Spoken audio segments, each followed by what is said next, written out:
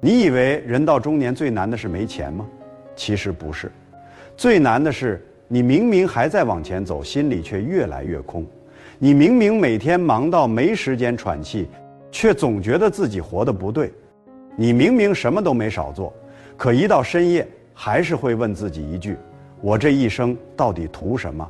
刷朋友圈，别人升职了；看同学群，别人买房了；回到家，孩子作业没写完；到了公司，老板一句话就能让你憋一整天，你不敢停，也不敢输，更不敢承认自己累了。可庄子早就把这件事看穿了。真正强大的人，不是身边围着很多人，也不是每句话都有人赞同，而是他敢一个人站着，敢和世界保持距离，敢不解释，敢不合群，敢在热闹里守住自己。今天这期，我们就用庄子的智慧，重新读懂一个扎心真相：强者为什么都很孤独？这不是教你冷漠，也不是劝你离群索居，而是告诉你别再用别人的标准折磨自己的心。如果你最近很累、很乱、很委屈，建议先点赞收藏，因为这期内容可能会帮你把心里的结慢慢解开。我们先讲第一个智慧：独与天地精神往来。听起来很玄，说白了就是一个人也能把自己活明白。庄子这个人很怪，他不爱凑热闹，不爱当官，不爱讨好谁。他喜欢在河边钓鱼，喜欢看云、看水、看鸟、看风。别人觉得他没出息，他却觉得自己很自在。有一次，楚王派人来请他出山，不是小职位，是宰相。换成普通人，可能早就激动到睡不着。毕竟那可是权力，是名声，是体面，是很多人一辈子都够不到的位置。可庄子呢，他连鱼竿都没放下，他只问了一个问题：你们楚国那只被供起来的神龟，是愿意死后被摆在庙堂里受人祭拜，还是愿意活着在泥水里摇尾巴？来请他的人说，那当然是愿意活着摇尾巴。庄子说，那你们走吧，我也要在泥水里摇尾巴。你看，这就是庄子。他不是不懂富贵，他是太懂了。他知道有些东西拿到手，表面是荣耀，背后是枷锁。你今天穿上官服，明天就要看人脸色；你今天坐上高位，明天就要卷进是非；你今天得到了掌声，明天就会害怕掌声消失。翻成大白话就是，很多人以为自己在追成功，其实是在把自己交出去。我们今天不也是这样吗？别人说考编稳定，你就开始焦虑；别人说创业赚钱，你就觉得自己落后；别人说中年要有房有车有存款，你就觉得自己失败。你从来没问过自己，这些东西真的是我要的吗？还是我只是怕别人看不起我？庄子的孤独不是没人陪，他的孤独是不愿把灵魂卖给热闹。真正的强者都有一段不解释的路，因为解释太费劲，讨好太耗神，迎合太伤身。你越想让所有人满意，你越会把自己弄丢。所以我想问你一句，你有没有做过一个违心的选择？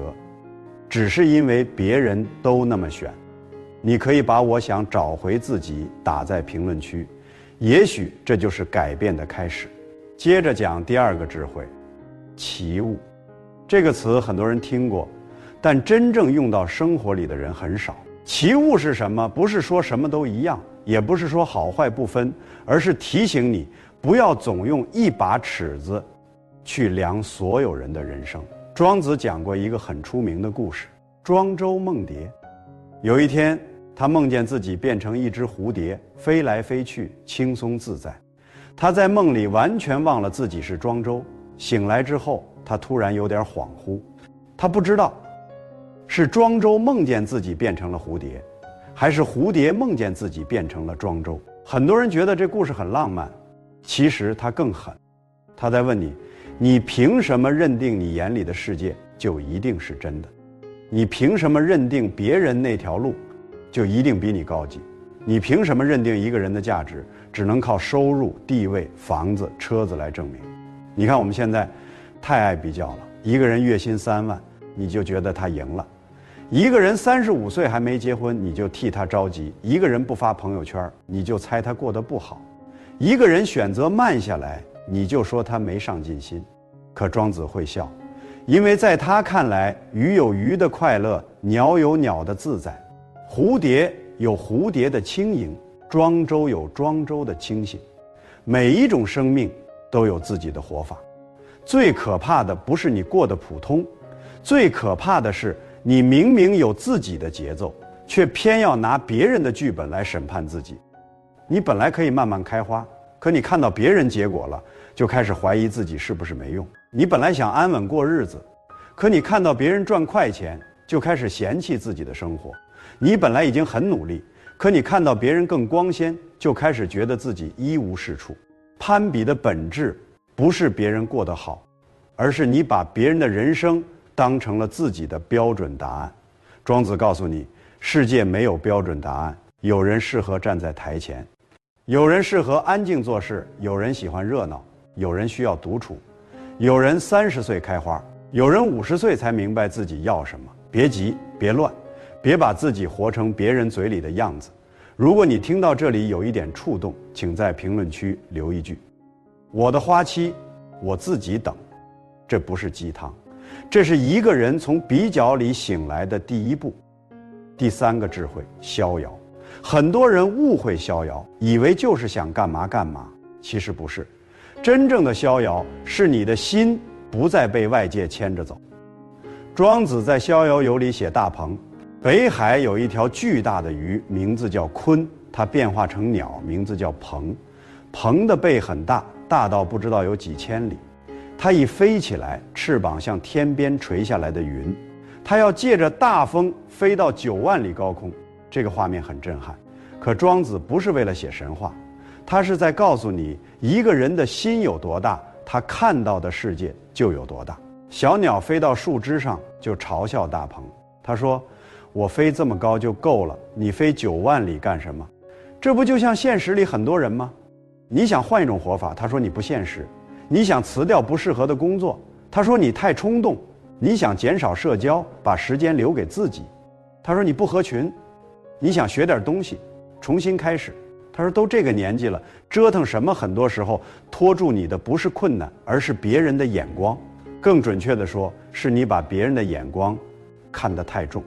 庄子说：小知不及大知，小年不及大年。见识小的人很难理解更大的选择，活得太急的人也很难理解长期的坚持。所以强者为什么孤独？因为他的目标很多人看不见，他的坚持很多人看不懂，他的沉默很多人以为是软弱，他的清醒很多人以为是冷淡。可强者知道，人生不是给所有人解释的。你越往上走，能同行的人越少。不是你变傲慢了，而是你的心开始有方向了。逍遥真正要破的是3样东西：第一，破掉面子，不要总怕别人说你不行；第二，破掉结果，不要每件事都立刻要回报；第三，破掉名声，不要让点赞、夸奖、评价决定你的心情。你发了一条朋友圈，没人点赞，你就失落；你认真做了一件事儿，没人看见，你就委屈；你拒绝一次聚会，别人说你变了，你就开始自责。你看，你不是不自由，你是太容易被牵动。真正的逍遥不是远离人间，而是在烟火人间里守住自己的心。上班就好好上班，回家就好好吃饭，能解决的事儿就解决，解决不了的事儿就先放下，不讨好，不硬撑，不把自己交给别人的嘴。你现在最想摆脱的束缚是什么？是金钱，是关系，是面子，还是那个总怕被否定的自己？把一个词打在评论区，你敢看见它，就已经开始松绑了。第4个智慧，无用之用。这个太适合现代人了。我们从小就被教育要做有用的人，读书要有用，工作要有用，社交要有用，连休息都要有用。你看一本书，要问能不能赚钱；你认识一个人，要问有没有资源；你发一条内容，要看有没有流量；你甚至连发呆都会有负罪感。可庄子偏偏说，无用也有大用。庄子讲过一棵大树，它长得很高、很粗、很茂盛，可木匠看不上它，因为它的木质不好，做船会沉，做棺材会烂，做家具会坏，大家都说它没用，可正因为它没用，没人砍它，它反而活了很久很久。这个故事听起来简单，却很扎心。很多人一生都在努力成为有用的木头，对老板有用，对家庭有用，对朋友有用，对社会评价有用。可你有没有问过，对你自己有用吗？你为了显得合群，参加很多不想去的饭局；你为了显得能干，接下很多不该接的事儿；你为了显得懂事儿，把委屈吞到肚子里。最后你确实有用了，可你也快被用空了。庄子不是反对努力，他反对的是你只允许自己有功能，不允许自己有生命。一个人需要赚钱，也需要发呆，需要负责，也需要喘气，需要社交，也需要独处。你花半小时散步，看似没产出，可你的心慢慢静了。你关掉手机睡个好觉，看似没进步，可你的身体回来了。你拒绝一次无意义的应酬，看似少了机会，可你保住了能量。现代人的崩溃常常不是因为没能力，而是因为从来不给自己留空。你把日程塞满，把情绪压满，把期待拉满，最后一点风吹草动就能把你击垮。无用之用告诉我们，别把人生过成一张绩效表。你不是机器，你不是项目，你不是别人眼里的工具，你是一个活生生的人。你可以有慢的时候，可以有低谷，可以有不想解释的疲惫，也可以有看似无用却真正养心的时刻。今天起，给自己留一点无用的时间，不要拍照，不要打卡，不要证明，就坐一会儿，走一走，喝杯茶，听一阵风。你会发现，心一旦松下来，路反而清楚了。评论区打一个松字，送给那个一直绷着的自己。第5个智慧，庖丁解牛。这个故事讲的是高手怎么活。古代有个厨师叫庖丁，他给梁惠王宰牛，动作特别顺，手到哪里肩到哪里，脚踩哪里刀落哪里，都像音乐一样。梁惠王看呆了，说你这技术也太神了。庖丁说，我追求的不是技术，是道。刚开始我眼里看到的是一整头牛，后来我看到的是骨头和筋肉的结构，再后来我不用眼睛看，只顺着牛身上的缝隙走。我的刀用了很多年，还像新的一样。为什么？因为我从不硬砍骨头，只找缝隙下刀。这就是游刃有余。你看，庄子厉害就厉害在这里，他不光讲飘在天上的自由，他也讲落在手里的方法。人生很多痛苦都来自硬刚。明明这个人听不进去，你还非要讲道理；明明这段关系已经伤你很深，你还非要讨一个说法；明明这个项目方向不对，你还硬撑到半夜；明明身体已经报警，你还靠咖啡顶着。最后呢，刀钝了，人也累了。庖丁告诉你，真正的高手不是用蛮力解决问题，而是先看清结构，再找到缝隙。职场里，老板最在意什么？同事最担心什么？客户真正要什么？你看清了，话就好说了。家庭里，伴侣为什么发火？孩子为什么抗拒？父母为什么焦虑？你看清了，冲突就少了。人际关系里，谁值得深交？谁只能点头？谁要保持距离？你看清了，心就不乱了。顺势不是软弱，变通也不是圆滑，它是一个成年人最清醒的省力方式。庖丁还有一句很重要的话，遇到复杂的地方，他会立刻谨慎，眼神专注，动作放慢，刀轻轻地动。你看，他不是一路顺风，他也遇到难处，但他不急不莽不崩，他先停一下，再找入口。我们遇到难题时最容易做反，要么冲上去硬碰硬，要么躲起来不面对。可庄子给了第3条路，看清它，拆开它，找最小的切口，轻轻进去。你现在有没有一件正在硬扛的事儿？一段关系，一份工作，一个选择？把找缝隙3个字打在评论区，提醒自己别再拿肉身撞墙。第6个智慧，安命。这个词听起来有点沉重，可它是人到中年绕不开的一课。年轻时我们总觉得只要努力就能改变一切。后来才发现，有些人会离开，有些事会错过，有些遗憾，无论你怎么想，都回不去了。庄子的妻子去世后，朋友惠子去看他，本以为会看到庄子痛哭，结果一进门看到庄子坐在地上敲着瓦盆唱歌。惠子很生气，你妻子陪你过了一辈子，现在人走了，你不哭就算了，怎么还能唱歌？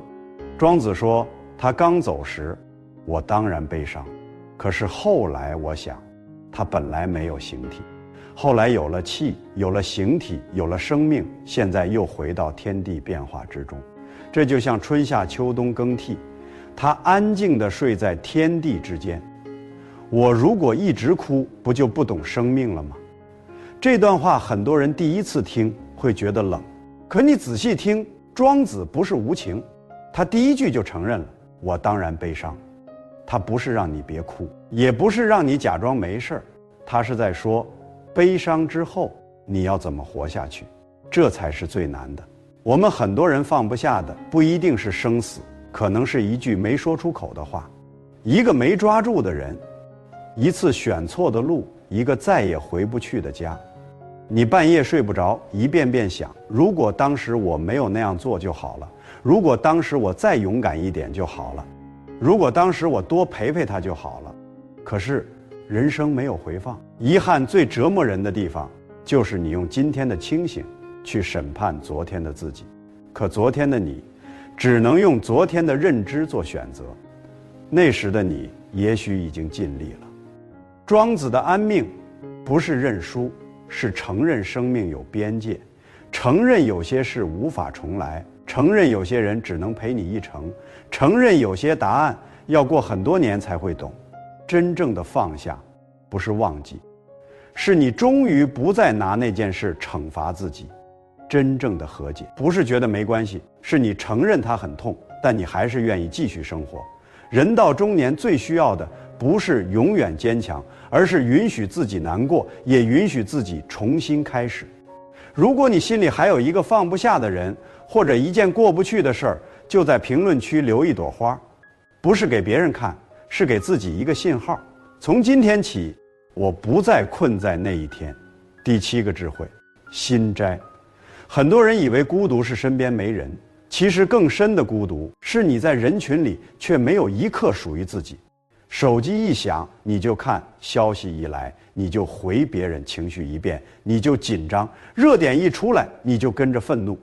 你每天接收太多声音，最后连自己真正的声音都听不见。庄子讲心斋，就是让心安静下来，不是斋戒身体，而是清理内心，少一点杂念，少一点评判，少一点控制，少一点非要赢的冲动。孔子在庄子的故事里对颜回说，你要先让耳朵停下来，再让心停下来，最后用气去感受。